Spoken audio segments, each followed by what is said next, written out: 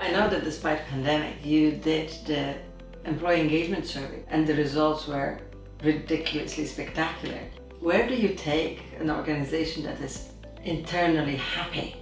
How do you protect it? Where do you take it next? You have to keep striving to maintain that culture and that happiness, recognizing there are many things that are not in your control, that in our old work world we had a higher degree of control over.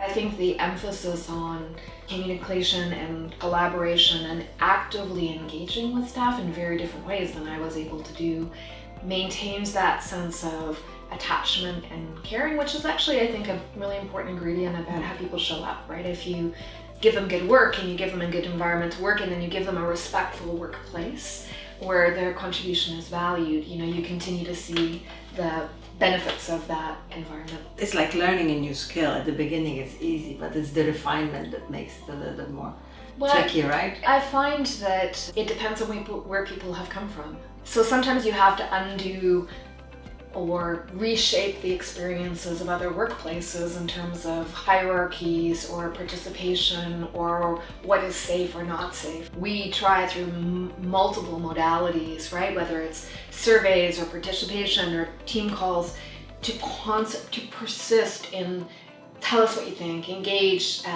let me hear your voice, let me see your words. How do you think we can change the organization for better?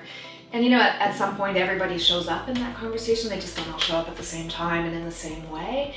And you just have to keep, okay. Right, absolutely. And you have to keep persisting to figure out, how am I going to hear their voice? And it may not be to me, it may be to the person that they're most comfortable, and how do you create that safety at work for participation? Because I think that is when your culture really continues to shine.